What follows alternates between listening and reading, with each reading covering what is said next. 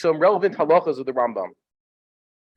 I mentioned Sfiras Omer, and shot-wise is saying that's missed. Sfiras Omer is the connection between two korbanos.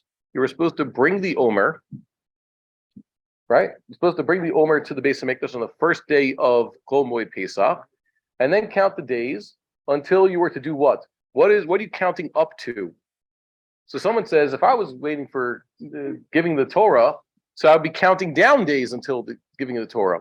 And the answer is we're going to see on Monday, really, Sfiras Omer, the first time around, didn't even terminate with the giving of the Torah. So actually a machlokas chazal, how many days were in between the Exodus and the giving of the Torah? And the conclusion the Gemara has there is that there were 51 days between the Exodus and the giving of the Torah.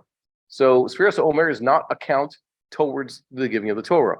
Sfiras Omer in the Torah is a count between two korbanos, the two grain crops. You start with the barley. Barley is ready first. So on Passover, we celebrate the beginning of the harvest, and that is by bringing the grain that's ready, the barley. And we count up until we get to the wheat crop. And the wheat crop is ready on Shavuos. And that's why I bring Bikurim. And where are the Bikurim of Shavuos? The Bikurim that individuals bring from their fruit trees are brought starting at Shavuos and continue throughout the summer and even until Hanukkah time. The Bikurim that are brought certainly on Shavuos is a community sacrifice, and that consists of the Shtei HaLechem, 2 loaves of leavened bread. We start with barley, an offering of barley that's not even bread-like in the way it's performed. It's mostly, we're going to see soon how they prepare this barley. What? Yes, we're moving up. We're starting with the basic grain that, people could eat barley. There is a bracha on barley. You can make bread out of barley. Many of us, for some reason, use barley in chillent. Should know. Try with wheat. Use wheat kernels instead of barley in your chillent. It'll taste better. Well, yeah. So do like that. I thought that was my mother-in-law's. She's Sephardic, so she was trying to copy what my mother did with the chillent. It's like, we use wheat instead of barley. It's actually superior. It's a superior food. It's healthier. And what do you call it? Spelt is even better than ordinary wheat. Spelt is a variety of wheat. So we're moving up. That is halachically speaking, and that's what you find for the Rambam. The Sfiras HaOmer is the count between these two korbanot. And according to Chazal, as we're going to see in Shabbos, Sfiras HaOmer is not a count from Passover until Shavuos, the giving of the Torah. Otherwise, you would count from the Exodus until the day you're supposed to keep Shavuos. But Shavuos is not a day on the calendar. It's what you get from when you count from bringing this grain crop. It's a count between crops of grain and the relevant korbanot brought on those days. And that's kind of surprising. So we're going to see. Conclusion of the Sugya on Shabbos. So wait a minute. Do we celebrate Shavuos on the day the Torah was given? Back in temple times, Shavuos could have been celebrated on 3 days of the year. The 5th of Sivan, the 6th of Sivan, or 7th of Sivan, depending on how long the intervening months were. If both Nisan and Iyar were full months, then Shavuos will come out on the 5th of Sivan. If one or the other was full, only one of them was full, usually it's Nisan's full and Iyar's deficient, but we can entertain. It was possible that was the other way around, but either way, one of the months is full and not the other, then Shavuos will be on the 6th of Sivan. And if both months are full, the intervening months, then Shavuos will be celebrated on the 7th of Sivan. So someone should ask, wait a minute, do we not want our holiday to be celebrated on the anniversary of the historical event? Shouldn't Shavuos be? And the answer is no. I looked in my Machzer and I found that it says, doesn't call Shavuos Yom Matan Torathenu. It's Zaman Matan Torathenu. The time around then. It's not specifically supposed to be that way. And we have this sometimes. Our holidays do not directly coincide with the historical event. This is precedent for, by the way, Tisha B'Av. Sometimes it's pushed off. Sometimes Yom HaAtzmaut is also pushed off. That's totally fine. Just like the anniversary of the giving of the Torah is not the anniversary of the giving of the Torah. At least when we're having a calendar in the way that was ordained by the Torah. Nowadays we have a set calendar, so Shavuos is always on the 6th of Sivan. But in this case, like this year, according to what we're going to see on Monday, the Torah was given on a Shabbos. That would be on the 7th of Sivan. And they all agree. What day of the year was it? That's a machlokes, but it was certainly there was 51 days between the Exodus and the giving of the Torah, which is kind of strange when you think about it. So let's not think too hard, but we should just be aware. According to the way the Rambam has it, the counting of the Omer is not a count up or down toward the giving of the Torah. It is purification, and it is purification toward bringing a greater sacrifice that connects the two grain crops. Let's start with the second section. Says the halachas of bringing the Omer. This is in Hilchos Tvidim Musafim. It's in the Mishnah Torah. It's in the 7th parak in the 3rd halacha. Rambam says, "Befesach makrivim korban musaf b'chol yom miyom harishon ad yom hashvi'i kimusaf roshei chodashim." Every day of Passover, we bring a musaf that is identical to that of the musaf which is brought on every Rosh Chodesh. What is a musaf of Rosh Chodesh? Harim shnayim v'ayel echad v'shivach vasim hakol aloth.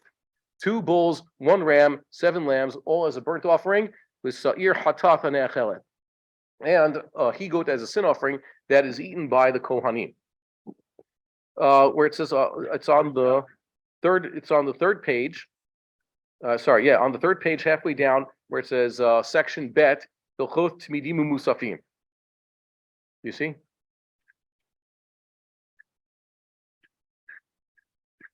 Yeah, so it's on the 3rd page. You see? Yes, I just read the first halacha there. So every day of Pesach, it's the same thing. That's why they don't have a special maftir, I guess, for the every day of Pesach. It's just ka'ele tasu layom. Ka'ele. How do you know that you're supposed to say ka'ele with the Baal Kriya at that point? Like everybody does. Ka'ele. What's the basis for doing that? Because right before the Baal Kriya says ka'ele, he includes the last pasuk with ta'asu et ele. He's telling everybody, do this ele thing with me. So you say ka'ele. Next. That's a joke, but okay. For Bali Kriya, they understand. If you tell them ta'asu et ele, so everybody responds ka'ele. Zayin Dalit. 4th halacha. B'yom sheni shel Pesach, shehu yom shisha asar b'Nisan. On the 2nd day of Passover, which is the 16th of Nisan, makrivin yater al musaf shel kol yom. We bring, aside from the musaf of every day of Passover, these 2 bulls, 1 ram, 7 lambs, and a goat as a sin offering. It says here, keves li'olah im omer hatnufa, another lamb as a burnt offering, the 10th lamb of this day, along with the omer of tnufa, which is the it means the barley of waving. Vehi mincha shel tzibur k'moshe b'yarnu. The Rambam said previously in the Maaseh Korbanot that this is a communal meal offering as opposed to meal offering of an individual, and he explained this before. And it has a set time. It has to be brought on the 16th of Nisan, and therefore, even if that 16th of Nisan is a Shabbos, which doesn't happen according to our calendar, lo badu Pesach, but if you did have badu Pesach, Pesach would start on a Friday, this would happen on a Shabbos, so they would do it on Shabbos and the Tumah. There are certain korbanot that you don't bring in the state of Tumah. That means if everybody is Tamei Mate, or at least the majority, and by everybody I mean either the Kalim, the people, or the Kohanim.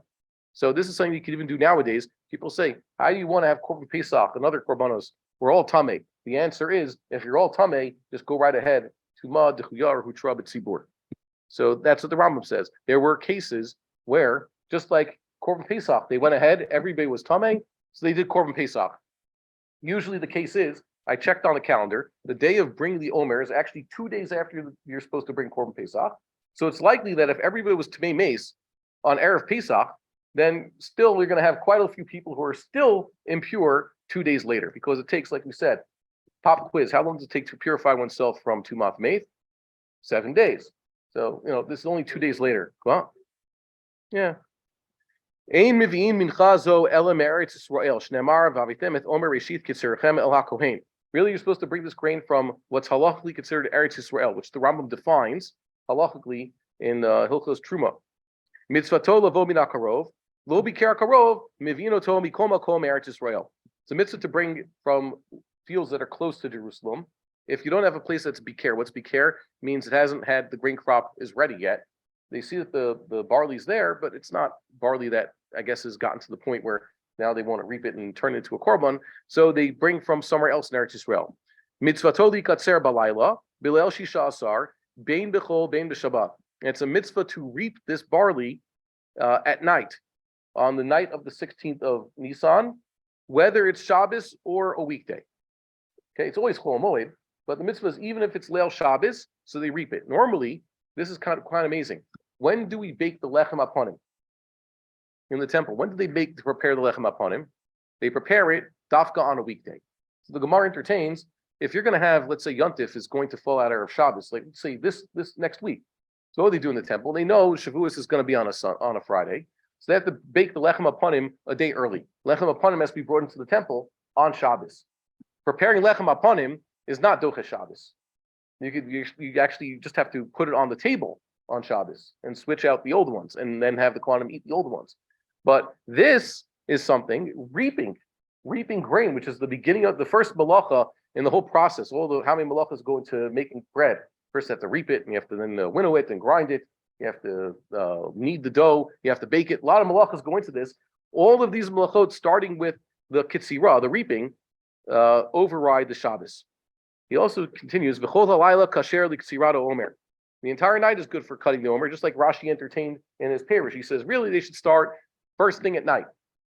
Okay, Yontif is out. Let's start reaping the Omer. But technically speaking, Rashi foresaw that perhaps they'd be busy putting the finishing touches on the temple at night, and then they'll get to picking the Omer sometime, in the wee hours of the morning. V'im kitzaruhu bayom kasher. Let's say they had to actually reap it on the 16th in the morning. They missed the entire night. That's also kosher. Mitzvato lavo min hakama lo matzeu yaviu min ha'omarim. They should get from the standing grain. How tall do stalks of grain grow? Quite tall, right? They have something that's not so kama. It's not standing up, so they bring from just the sheaves that they could find, or the ones that have already been knocked down. Mitzvato lavo min halach. That's the fresh kind that's still a little bit green. Okay, that's what lach usually means. Lo matzeu yaviu min yavesh. And if they can't find that, so they bring from the dry.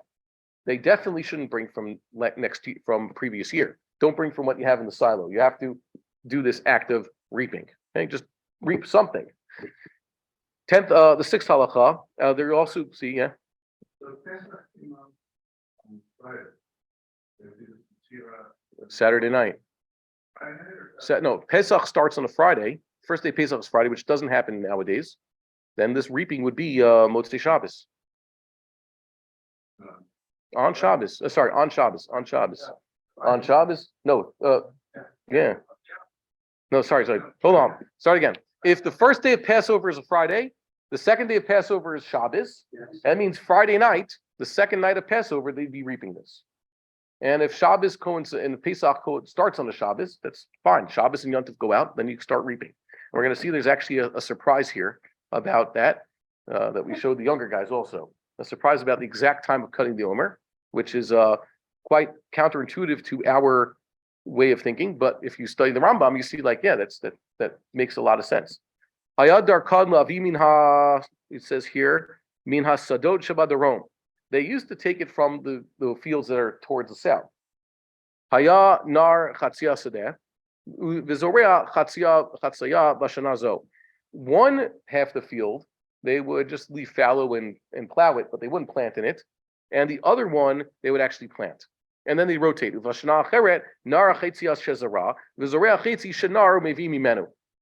the next year they planted the other field. What's good about letting the ground lie fallow and just plow it and don't let anything happen to aerate the soil? It allows it to recuperate its nutrients. So really, every field should have every other year off. That's how you get the best. Nowadays we have fertilizer, and so it's not so much of a problem. But they used to work their fields. If you would say half the fields need a break every single year, you're not going to maximize your crops. Okay? It's a little bit dangerous to do such things. They came up with crop rotations, plant chickpeas in the field instead of grain every few years, and that also rejuvenates the soil, nitrogenates the soil. That works. Or you have something called Shemitah. People say, what kind of idea? People who are not connected to agriculture look at a mitzvah like Shemitah. God's telling you don't plow the land and don't reap and don't sow a whole year. Well, for many farmer types, it makes sense. At least once every 7 years to have a fallow isn't so crazy. Okay, Shemitah is quite a rational mitzvah. Hayadar Khan, we read this one. Omer zeh, this barley. Well, I keep saying barley, but in this case, Omer actually means the sheaves. The sheaves. Okay. So what does it say here? Mina sorin hayaba. It came from barley. Does it ever say barley in the Torah in the entire parsha? No. Bring some sheaves. from your first reapings. Barley is usually first. V'davar zeh Kabbalah mi Moshe Rabbeinu. This is our positive tradition from Moshe Rabbeinu that it's talking about the barley crop. V'chitzad haya nasa. How was this done?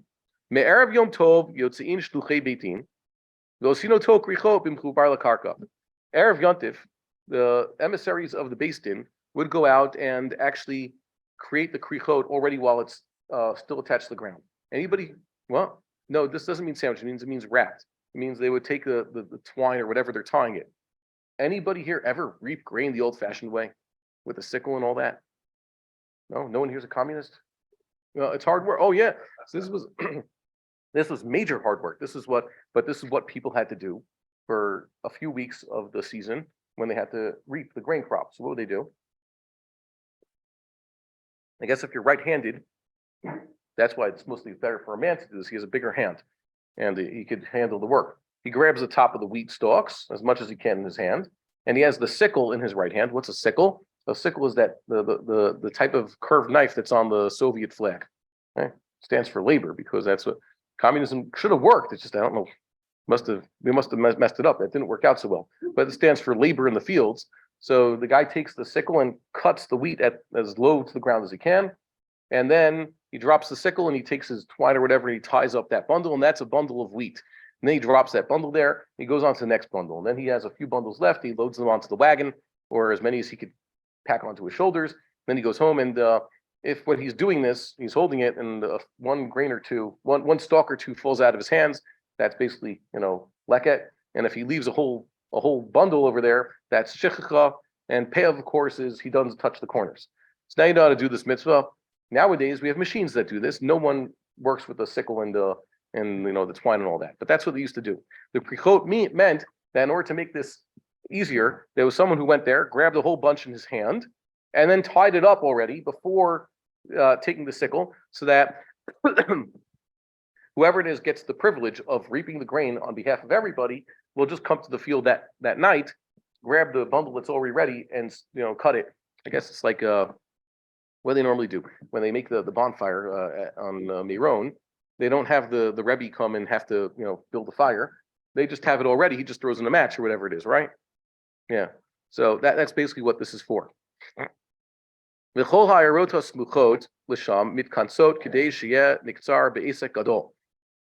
the locals come out from their towns and they want to watch. So that's a big to do.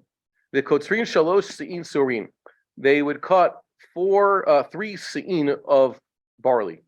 Se'in, a sa'ah is a certain measure. How much is it exactly? I forgot. I put notes in my own Rambam. It's a significant amount. It's like 3 boxes. Bishlusha anashim, with 3 men doing this. Uvshalosh kupot, 3 boxes. Uvshalosh magalot, and 3 sickles. So that's how they used to do it. And you might remember this. The Rambam is basically quoting from the Mishnayos in Menachos, with describing how this is done. Kevan shechashecha. What does kashecha mean? Nope. That's it's choshech. Kashecha is a verb. Something that's techshach. It's in the future tense. What? So you start referencing this, and you assume that this is the words of the Mishnah. You start referencing this. You cross-reference what I said before earlier. Invariably, in the Rambam, chashecha means the time when it's getting dark. While the sun is shining, the sun hasn't gone below the horizon. There's equal amount of sunlight, and if it's cloudy, you wouldn't know any difference. When it's cloudy, a fully cloudy day, you can't really tell where in the sun the sky is, right? You can't tell its position. It's the same from sunrise to sunset. It's like that. But once the sun goes below the horizon, it starts getting darker, right? You could detect it getting darker. So according to the way the Rambam and Rashi have this, is that chashecha is always the time of ben hashmashot, which starts with sundown. So it's basically saying once starting with sundown. How do I know this? Because the Mishnah, as quoted by the Rambam, continues, Omer lahem ha'kotzer l'chol ha'omdim sham. What? Ba hashemesh. Omrim lohin. He says, has the sun set? And they respond, indeed. Yes. Ba hashemesh. Omrim lohin. They tell him yes. He asks again, has the sun set? Omrim lohin. It has set. Magal zeh, this sickle? Omrim lohin. Magal zeh? Omrim lohin. They say yes. Should I use the sickle again? And they tell him yes 3 times. Hupazo, this basket, this box, should I use it? Omrim lo hin, yes. Hupazo, this box, Omrim lo hin. They tell him yes, so forth. 3 times every question. If it's Sabbath, there's tonight is Shabbos. The example they asked about.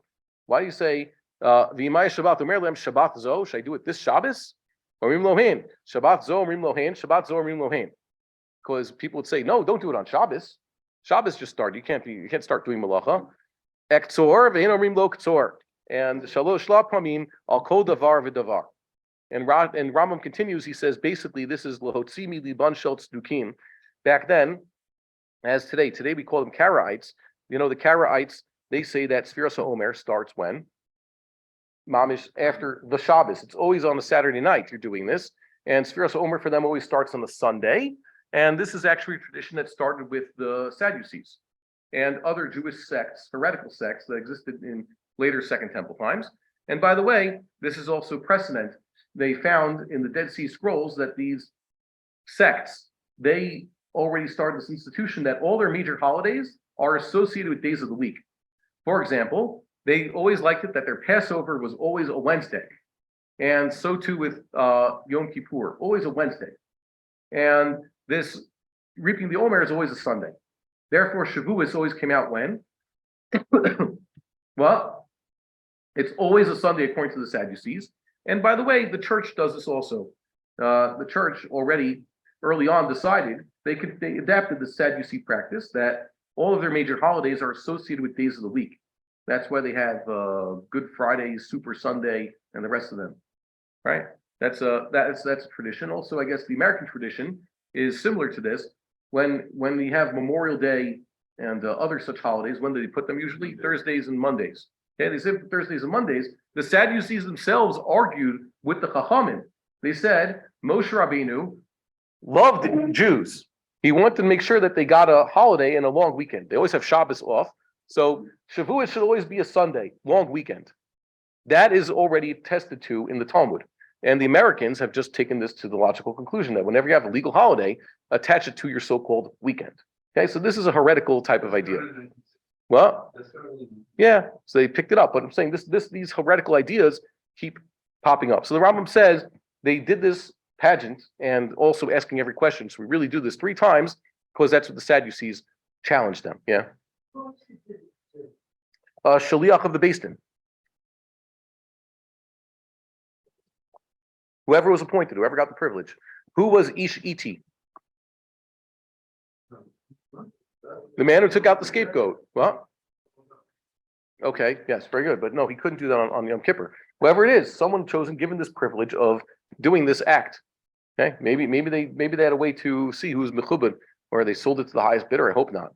The sages, what the sages say, selling the kahuna gadol or anything to the highest bidder is actually a form of corruption. Which is why you don't find in, let's say, Rambam that you auction aliyahs or things like that. According to the Rambam, who gets the aliyah? The people deserve it more. But nowadays, people auction things. Okay, fine. Maybe it's not the best thing. Either way, you see here, what did the shliach ask them? Kevan shechashecha, what did he ask them? He asked them, Bahashemesh.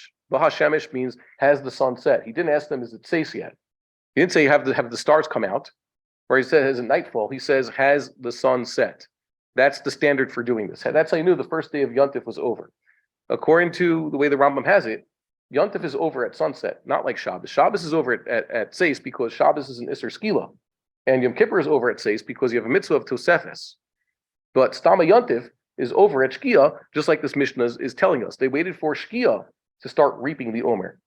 And he asked them 3 times, is it Shkia yet? Has the sun set? He didn't ask them, is it Seis yet? Because they were already doing this at Shkia. And by the way, this is a proof to the position mentioned by the Beis Yosef that we have a question. When should you count Sfiras Omer every night? Beis Yosef brings a lot of opinions. First of all, is the mitzvah d'oraisa or d'rabbanan today? Rambam, we'll see, holds that the mitzvah is still d'oraisa. Many hold the mitzvah today to count Omer is just d'rabbanan.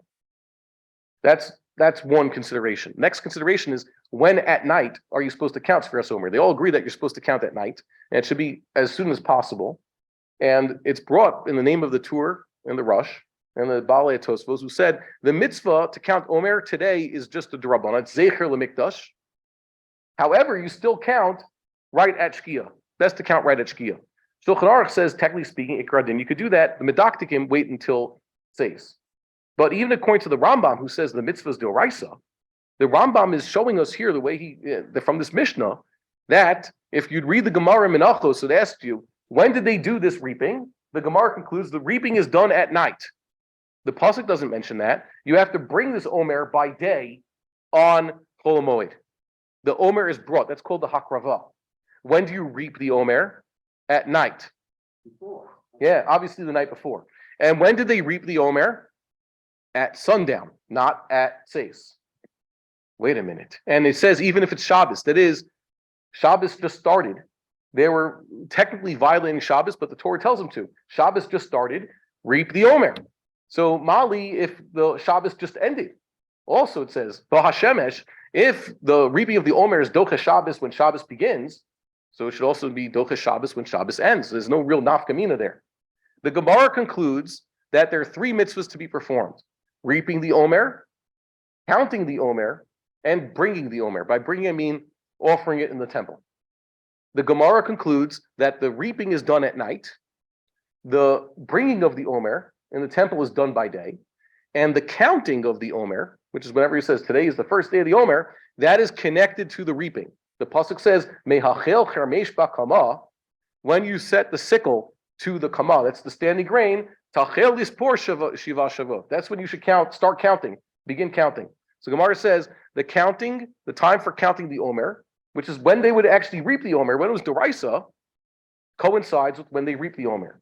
And the Mishnah says, as brought by the Rambam, that they would reap the Omer at sundown. Conclusion, they counted the Omer at sundown, not like everybody's machmir today to count it at 6. Yes? How much? How many bundles do they need to start to bring to do the Omer? So they took a lot of extra.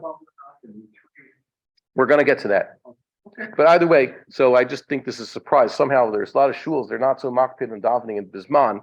When it comes to Kriyat Shema, which is a mitzvah every day, Kriyat Shema Bismana is a mitzvah every single day. It's D'oraisa, and it's supposed to be done after Tzeis. A lot of shuls aren't makpid for that. But comes Sfiras Omer time, suddenly they want to make Sfiras Omer after Tzeis. Kind of iffy because that itself is mostly a D'Rabbanan, according to the majority. And the time for Sfiras Omer is at Shkia, if you look at really, look into it. Yet they're machmir to keep that after Tzeis. But Kriyat Shema, which is the mitzvah D'oraisa every single day, and has an actual zman of after Tzeis, that they do before Tzeis. So, I don't know. I'm not in charge, but if I could be in charge, I would tell everybody, make sure to say Shema on time. And Sfiras Omer, really, if you're all leaving shul, you started Shabbos, you're going to go home and do the mitzvah of Kiddush. Here they have early Shabbos, right? You daven Mariv, you're having Mariv. Shabbos is a D'oraisa. You daven Mariv, you're going to make Kiddush, you're going to start eating the sun is shining. Why can't you count Omer? It's Shabbos already, it's tomorrow. But after. Yeah. After. Says, yeah. So I understand why he's saying it with Shema, but I know the Shulchan Aruch says Medaktikim like to be Machmir. But Ikra Din, like we see in the Mishnahs brought by the Rambam, even when they actually had an Omer and they're bringing the Omer and reaping the Omer, when did they count? At Shkia. Otherwise, he would have says Yatsu Akochavim. No, he asked them, is the sun set? Okay, Mashma. That's when they used to do it, and then that's also in the Gemara. Yeah.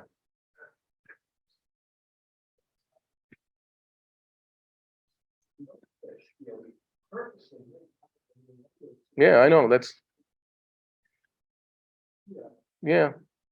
It's pretty that which people are doing in later times, 2,000 years after the temple is destroyed. We've so disconnected. Once they see this, I'm pretty confident. Once this ritual is performed, I don't know wherever the field they're going to find, and they're going to get out there, and the shliach Beis-Din is going to ask everybody, "Ba Hashemesh, Ba Hashemesh, Ba Hashemesh." They're going to tell him, "Buddy, the sun set 30 minutes ago. The stars are coming out now." He said, "Yeah, but the Mishnah said Ba Hashemesh. Maybe we should start just doing this at Shkia." And by the way, it says crowds came out. Crowds don't go out at night; they go out when it's still daylight, right? You couldn't in the olden days. There was no street lights, right? So yeah. Is it? Yeah. Yeah. It doesn't have to be. Doesn't have. It definitely doesn't have to be. Otherwise, they wouldn't do it. But the point is that they asked them for when.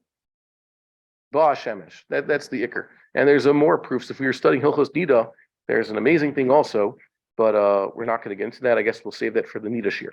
We'll go on to halacha yud. So the Sadducees that they're back in the day basically fought over this. There was a holiday where they established in Megillas Tainus where they said it that from now on the temple institution was don't pay attention to the Sadducees. We will reap the Omer whichever day of the week is necessary, not always Motzei Shabbos, and Shavuos will fall out when it does, not always on a Sunday. So this was actually kind of difficult, and you can understand why ideas like this have persisted. It says in the Torah, in Halacha Yud, don't eat any bread, kali and carmel. What is kali and carmel? It's parched grains. It depends on how they cook it. Or carmel, I think, is where they cook it a certain way. Okay, different things you could do with your grain. Lo tochilu ad etzem hayom hazeh. The Torah says don't eat this until that very day, right? The new crop. And it says in Vayikra, vayochilu me avur. Sorry, that's in Vayikra. I said. It says in Yeshua, vayochilu me avur haaretz b'mocharat Pesach matzot v'kalui. They got into the land of Israel. The day after Passover, what were they eating? They're eating matzot v'kolui. They were eating matzahs because Passover, still Chol Moed. It means they're eating the grain that they found in the land of Israel, and they're eating parched grain also. They're roasting it, as opposed to eating, let's say, mun or whatever it is they brought from the Transjordan. V'im tomar, if you will say she'otu Pesach bish abat ira, that Passover coincided with Shabbos that year. Kimo shedimu tipshim, like the tipshim, that's what Rambam calls his word for various heretics. Why does the Rambam say these tipshim? Why do he call the Sadducees before he called them minim yatsu mi me'am Yisrael? Because the Rambam imagined that his local Karaites were basically a continuation of the Sadducees, and he said as such. Okay, and that's his chosen word. Heyach, well, yeah, the Rambam says in the Perush HaMishnayos in two places, and the Ramban says in Hasagos to the Sefer Mitzvos that Sadducees. Oh yeah, Sadducees. Yeah, joke, not words. That the Karaites that we still have today, there are very few of them. The Karaites of his day were basically just a continuation of the Sadducees. From a historical standpoint, it's different because they're nafkaminas. Sadducees literally wore their tefillin between their eyes, and Karaites say, no, it's not literal. You're not supposed to wear tefillin. It means ksharta means you should keep the words with you all the time as though they're written on your arm. So there's nafkaminas lahalach between Karaites and Sadducees, but to the Rambam, they're basically the same thing. They take the Torah literally, and they don't resort to the received interpretation of our sages. That's why he equates the two. So the Rambam uses this harsh word for these Sadducees back then, because he's actually imagining the Karaites with whom he had to deal with when he came to Egypt. Yeah. Into the land. Put into the land. Yeah. One stops. Yeah. They start picking it from wherever they are, near Gilgal. Yeah. Well, they already started, they were already intimidating the Canaanites. You know, they crossed Gamam Nogu Kol Yeshvei Haaretz Mipanenu. They had heard before they crossed the Jordan from Rahav that the locals are quaking in their boots, so to speak. So they crossed over, and soon they're about to knock down the city of Jericho. So there are fields there. I would imagine that locals deserted their fields and ran for the nearest walled city, preparing for a siege.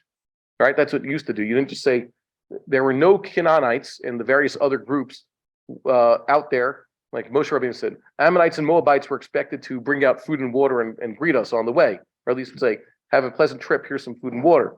But there were definitely no Canaanites who were there with they put up unfurled a nice welcome banner and, I guess had a band or something to welcome us. No, they didn't. They just ran. So they found some grain growing in some fields, and they ate that. So Rambam asks, "Heach tala katuv heter achilatam lechadash b'davar she'enu ha'ikar v'lo asiba ela nikro nikra." They would say that this has nothing to do with after Pesach. When they say you have to eat the new grain, what permits it? According to the Sadducees and Karaites, what permits the new grain? The Shabbos, Macharasa Shabbos, when they start the Sfiras Omer after Pesach starts, which is always a Sunday. So when did the Karaites this year start Sfiras Omer? We start counting on a Thursday night. They started counting on a Saturday night. And to them, the grain crop only became permitted, therefore, on the fourth day of Chol Moed. For us, it became permitted 3 days earlier. But here the pasuk says, what was the matir for them in Joshua's time? Macharas Pesach they ate, not Macharas Shabbos. We say it's very easy. The pasuk says Macharas Shabbos. What do we call Macharas Shabbos? The day after the Yontif of Pesach, the day after what we call Yom Tov. Yom Tov is a rabbinic expression. Pesach, the Yom Tov is called Mikra Kodesh in the Torah. It's also called a Shabbat. They deny that. They say Shabbat, Saturday. Ain't going to work on Saturday. That's what Shabbos means. So the pasuk in Yoshua should have said, Mimocharat HaShabbat, they ate it, just like it says in Vayikra.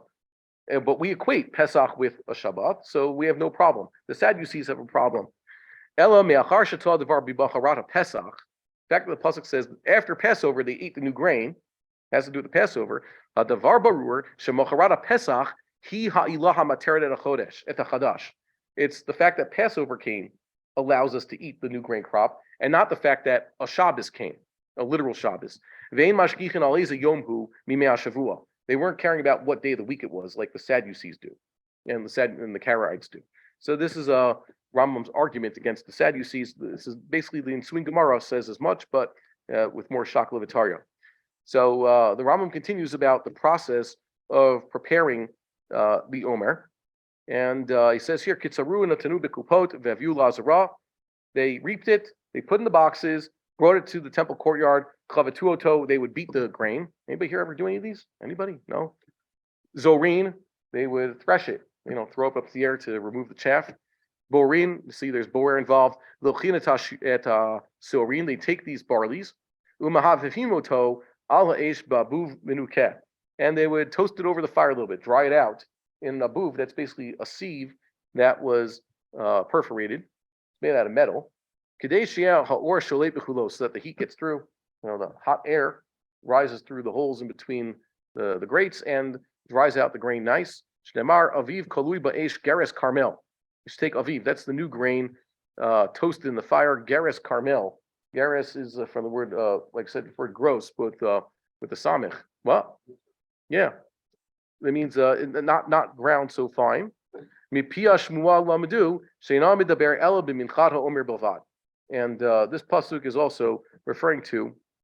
It's found at the beginning of Vayikra. It's only in the second chapter. It's talking about a certain type of mincha. We would have said it refers to many minachos. In this case, our tradition is only talking about the Omer because it says the chitakriv minchat bikurim laHashem. It's talking about the Omer. Let's see here. Well, I think there's some technical things we should get to juicier halacha soon. It tells you how they prepare it, but basically they wouldn't use all the grain. Eventually, it says here in halacha Yud Bet that after they roast it, they just set it out. It cools it off and it dries it out. Then they put it into this mill. 3 se'in result in 1 isaron. It's sifted 13 times. There's a lot that's taken out. Okay, a lot of waste product here. See, the waste, the extra, that could be redeemed. It means someone could buy it from the base of Mikdash, and then it's cool and it could be eaten by anybody. And if he does use this grain, he's the one who buys leftover whatever grain they took out from the temple. So he couldn't say, well, it's sanctified, so I don't have the mitzvahs. No, he has to take out challah. If he turns it to, he takes a challah, pater min a meiser k'moshe b'yarnu, but doesn't have meiser. Why not? It belonged to technically the Beis Din. Batei Din are not people; they're like corporations, and corporations like Beis Din and the government and Hektish don't need to keep the mitzvahs agriculturally like you and I do. So they can, for example, it says in Shemitah, you know what I can't do during Shemitah? I can't take a wheat field and say no trespassers and it's all for me. But Beis Din can do such a thing. Beis Din could say this is Beis Din's field, no one touch, and I can't reap the entire field and whatever it is and process the crops. But a Beis Din can, because a Beis Din is a corporation. It doesn't have to keep the laws of Shemitah and Meiser and Truma and all that. It's exempt. It's actually pretty cool when you think about it. That like a postscript in the 20th century pointed out, corporate law exists in the Torah. The Torah recognizes a number of corporations like Hektish, Beis Din, the government. They don't have to keep the mitzvahs like everybody else. So it says here in Halacha Yud Gimel that you can't even technically reap in Eretz Yisrael before this happens. Forget about the eating. The Rambam here in what? Well, if they were a corporation, the problem is we're talking about certain Torah laws agriculturally, but the government cannot steal, right? There's a most way, but the government, let's say the Melech, he runs an army. The Melech has to tax the people to raise funds. What's the limit of taxation, according to Shmuel and Avi? 10%. So a person, let's say he has a crop, so he gives 10% is Meiser, and less of that is Truma, and then he has Meiser Sheni or Meiser Ani, and from the Meiser Sheni there's Trumas Meiser. So technically he could keep the rest for himself, but then the king comes in. King is government. He could also take a 10% tax on produce, grain, and also the animals. So a person has 10 sheep born in his flock, 1/10 is Meiser Behema, so that'll become a korban, and another 10 they'll give to the king as tax. He'll still be left with 80% at the end, or about. What is against the Torah is, let's say, government taking 11%, 20%, 35%. That's thievery. Okay, so that's technically forbidden. So I wouldn't justify everything the Knesset does. Also, perhaps there's certain people not qualified to do this, but whatever. This is, the Rambam could handle the Knesset. So it says here that they don't reap any of these things. It says asur liktsor be'eretz Yisrael mina chameshet minei tvua kodem liktsirat Omer. Before they reap the Omer, they're not supposed to be reaping any of the 5 grains. Where the 5 grains usually identified as wheat, barley, oats, spelt, rye, right? So those 5 grains they grow in Eretz Yisrael. They're not supposed to be reaping them. Shnamar reshit kitzirichem sheyet tchila l'chol niksarim. It's supposed to be the first thing reaped. So it's not that people were waiting around their house to eat this new grain. They really weren't supposed to be reaping it before the chadash is permitted. We're talking about, by the way, the reapings that from which you could technically bring the Omer. It's fit for that. Let's say you have these types of places that are they weren't irrigated the normal ways, and they have them in the valleys. Where do you normally grow wheat? You need flatter areas, right? You don't do it in the valleys. There's some sort of wadi place that wasn't considered normal wheat growth. So that's not the type of place where they would find barley for being the korban, so that's exempt. They wouldn't bring barley from those types of areas for the Omer in the temple. He could technically reap it, but he should not pile it up into, let's say, a haystack.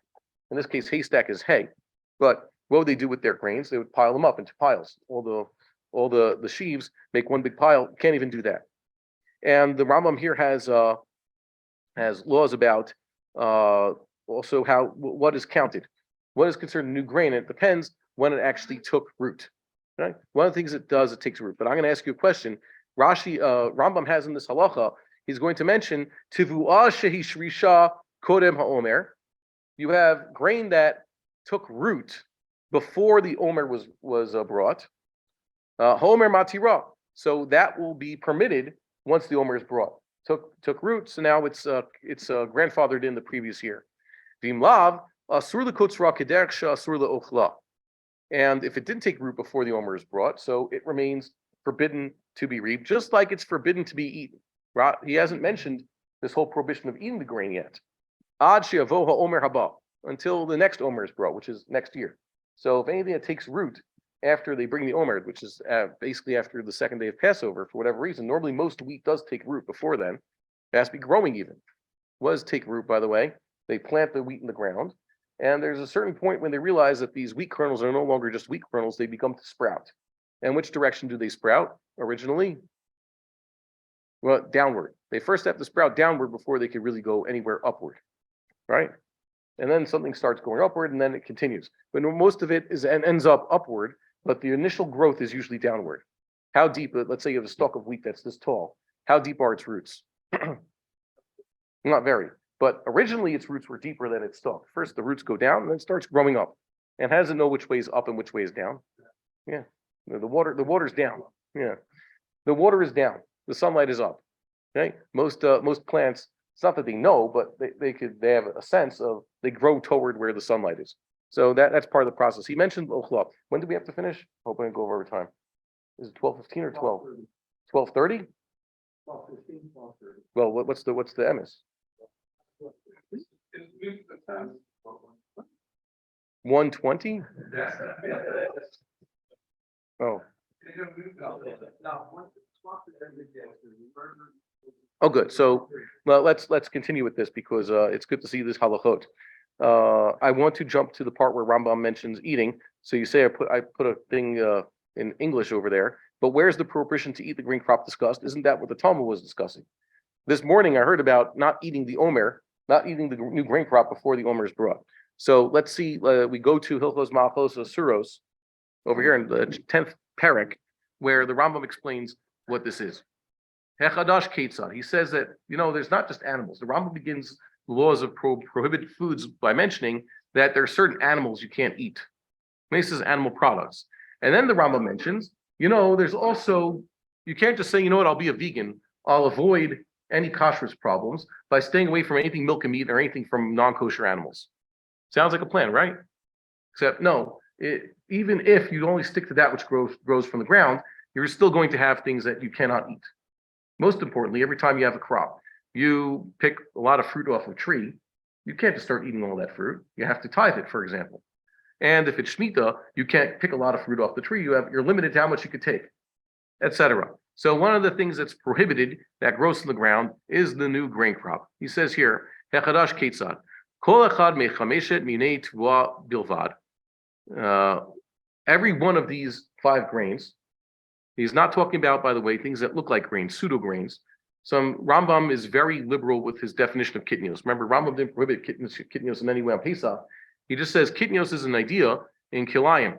Kitnios means any seeds that humans eat from things that grow that are not the 5 grains. So that includes legumes and rice and anything, most anything that you could eat that's not a whole fruit or a whole vegetable. If you're picking out the seeds and eating it, that's kitnios, and that's what you can't mix with grains when you plant a crop. But it doesn't say it's prohibited on Passover. If we would take the Rambam's definition of kitnios and then apply that to, let's say, and don't eat these on Passover if you cook them, then you would have basically everything off the menu. Even things that we eat. You wouldn't even be eating chocolate and coffee, according to the Rambam, if that was the case. But we don't do that.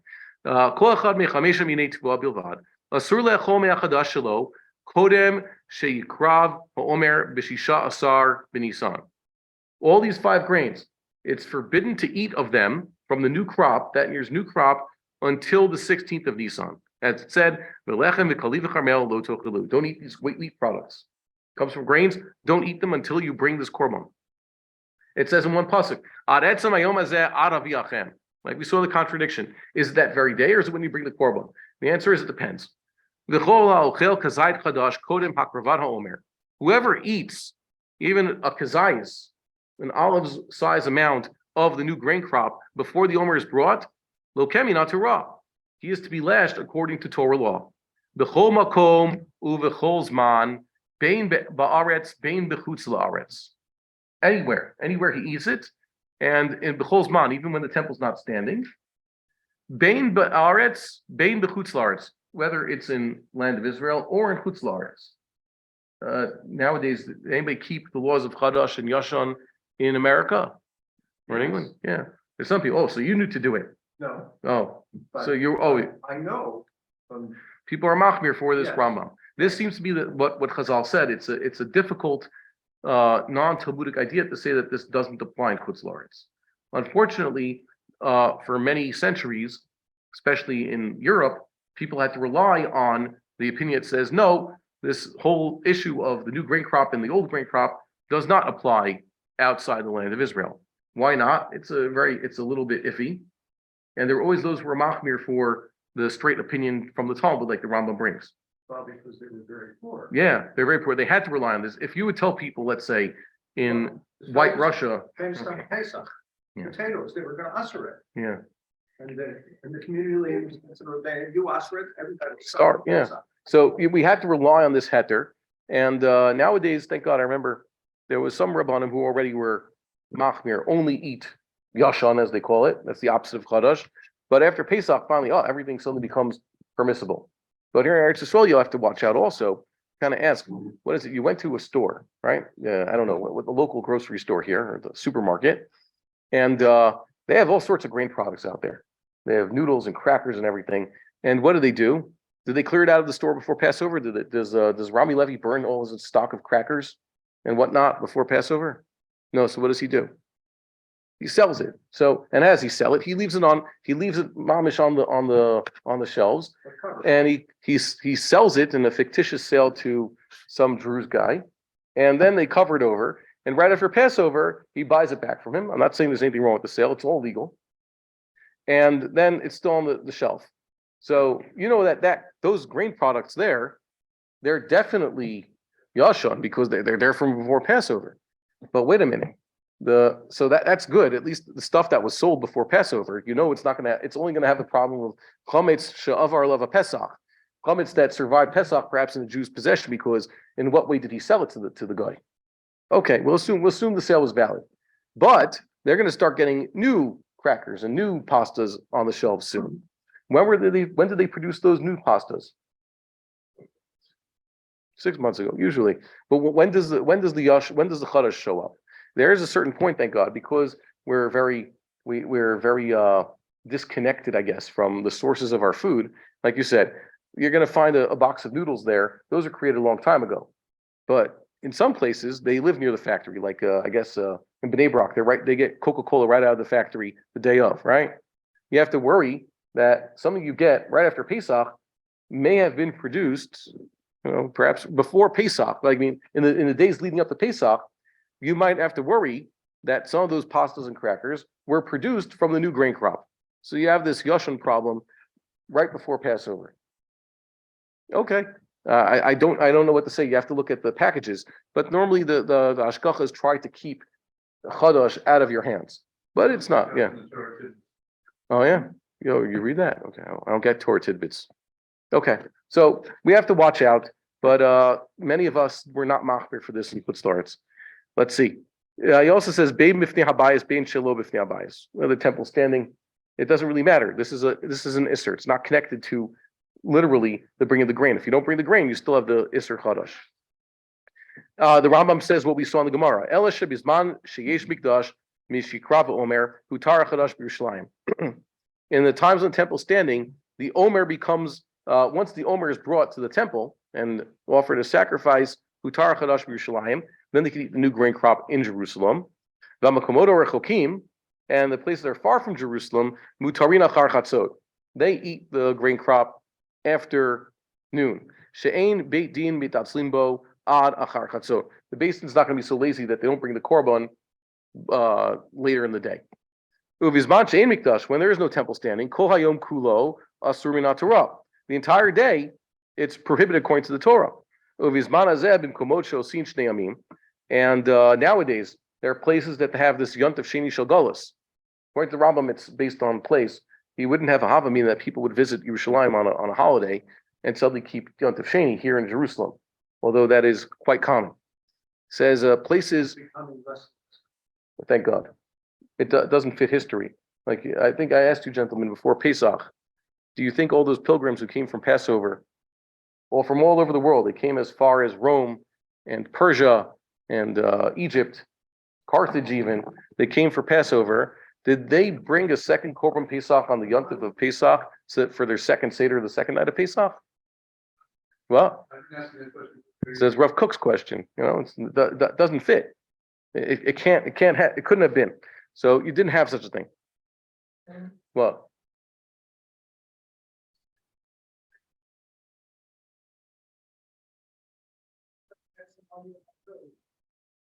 So, and Rabbi Yochanan Zakkai's takana was really min Torah. You could eat the grain first thing in the morning. Kamash Milan, don't do that. Wait until the next day. Oh yeah, we didn't get to the part of the Gemara where if you go backwards in there, this is Rabbi Yehuda's question. Okay, what is Rabbi Yochanan Zakkai doing? Okay? Didn't he know that's a thing? And so he says there that no, really min Torah.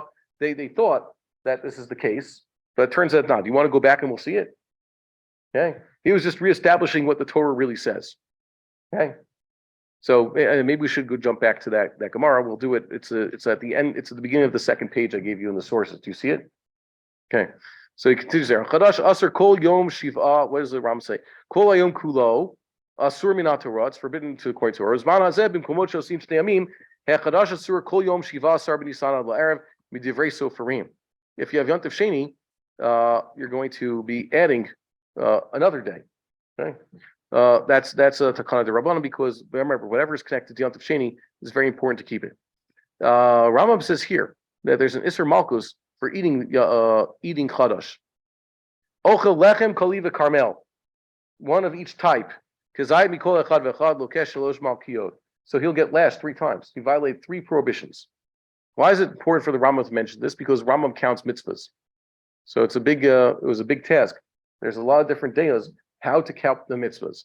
And Rambam's general rule is, if there's a separate act of lashing, punishing each particular act, it must be that those are separate mitzvahs and they each get their own in the count. The Rambam's count is highly disputed, as is every count of the mitzvahs. They don't all agree. So the Rambam's the one who, aside from counting the mitzvahs, actually wrote a whole treatise about the rules discussing why certain mitzvahs are counted. That's the Hakdama to the Sefer Mitzvahs, and that itself is also highly disputed. They haven't left it alone, and I think the jury's still out on that. So he says that's based on the pasuk, and each one is its own lav. The Rambam has to say this because, like I said, the Rambam, his whole Hakdama Sefer Mitzvahs is what? Introduction to the Mishnah Torah. So he has to stay consistent. And then he says also this halach over here, this halach dalet, corresponds to that which we saw just before with regards to the reaping. It says kol tvua sheishrisha kodem akaravado omer, whatever grain took root before the bringing of the omer, afal pishalon nigmara ela achar shekarava omer, even if it's only going to become completely grown once after the omer is brought, muteret b'achila mishakarava omer, that will become permissible once the omer is brought. It took root before bringing the omer, so it becomes permitted for eating once the omer is brought. And grain which took root after the omer is brought, even if they technically planted it beforehand, it was planted, it takes a while for it to actually take root. It's prohibited for eating until the omer is brought the next year. Yeah, so I read it. We jumped into Malchos Asuros.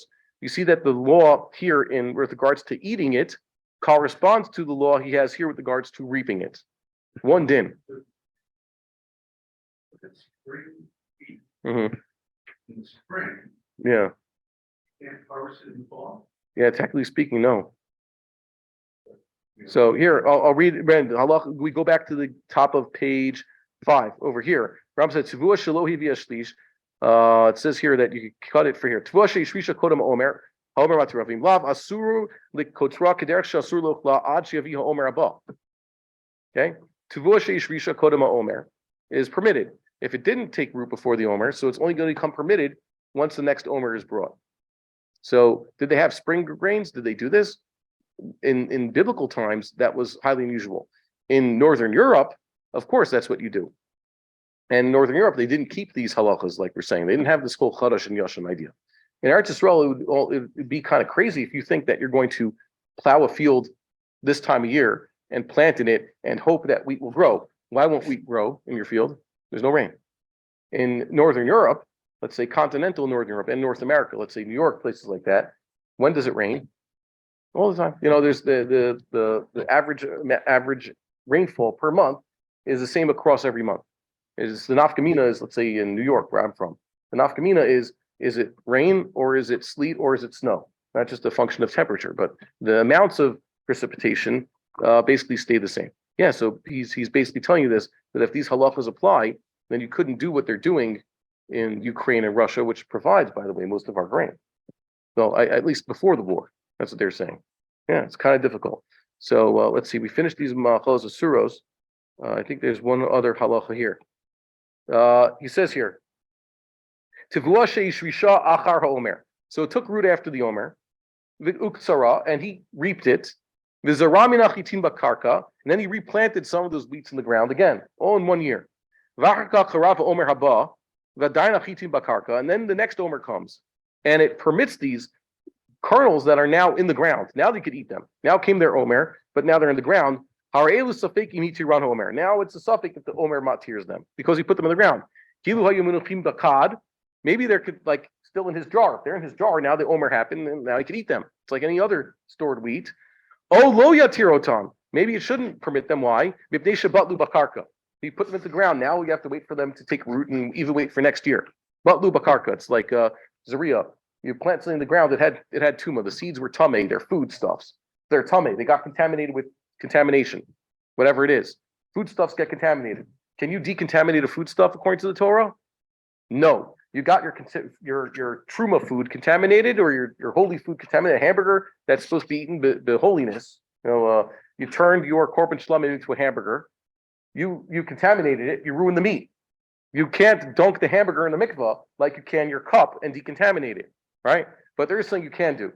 If it's a foodstuff that's edible and it's seeds, you plant it in the ground. Now it's considered back in the ground, and the tuma is gone. Normally that removes tuma, but in this case it doesn't remove the isser. If you're to eat them in prohibition, he would not be lashed because we're not certain it's a prohibition. We would only lash him midrabbanan. And that's what they say. When you take, let's say, water, a contaminated cup of water. The water's contaminated, the cup is contaminated. How do you decontaminate a liquid? Stick it into the mikvah. Won't that spill the liquid? If I had wine in this cup, contaminated wine, won't that just destroy the wine? No, you basically set it into the water and just barely touch the water of the mikvah, hashaka. So it's like it's been planted in the mikvah. The mikvah is like part of the ground, and then you take it out. It's pure once again, and I guess it's technically wine because you don't let it get diluted. And we'll stop here, and we'll pick this up, I guess, on Monday. We would like to encourage our viewers to share these videos with friends and send in your responses.